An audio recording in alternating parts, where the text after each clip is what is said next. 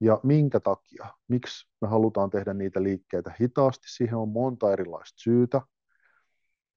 Ensimmäinen syy on se, että me harjoitetaan meidän aivoja.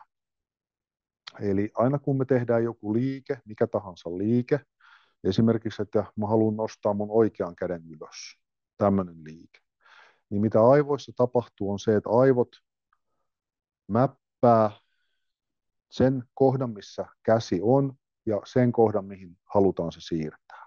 Eli siellä on kaksi ikään kuin pistettä, tämä piste ja tämä piste. Ja sitten aivot antaa lihaksille käskyn, että liikuta käsi tästä tähän. Eli se on yksi käsky, mikä tulee aivoista, ja sitten se käsi nousee.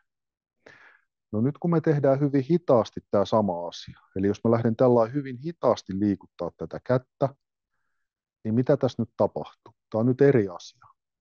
Nyt mun aivot koko ajan mäppää, siirrä tästä kohtaa tohon, siirrä tästä kohtaa tohon, siirrä tästä kohtaa tohon ja niin edelleen. Eli sen sijaan, että tässä olisi yksi tehtävä aivoille, niin tässä onkin 20. Ja tämä rassaa meidän aivoja. Eli meidän motoriikka, aivojen motoriikka on yhteydessä meidän tunteisiin, meidän kognitioon, eli muistiin, päättelyyn, ajatteluun, kaikkeen sellaiseen. Eli me halutaan tällä lailla vahvistaa meidän aivoja. Se on yksi syy. Toinen syy on se, että jos mä vaan nostan käden tällä äkkiä ylös, niin mulla ei ole aikaa tunnustella, että miltä tämä liike tuntuu ja missä tilassa mun keho on. Eli se esimerkiksi voi olla, että mä jännitän mun olkapäätä, kun mä nostan käden ylös, mutta mä en huomaa sitä. Mutta kun mä nostan sen hyvin hitaasti, niin mulla on aikaa huomata, mulla on aikaa rentouttaa sitä kättä ja myös huomata, että onko se jännittynyt vai ei.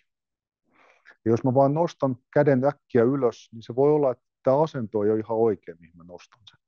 Mutta kun mä teen tämän hyvin hitaasti, niin se menee paremmin optimaaliseen asentoon. Eli sellaiseen, joka on meidän kehon rakenteelle hyvä.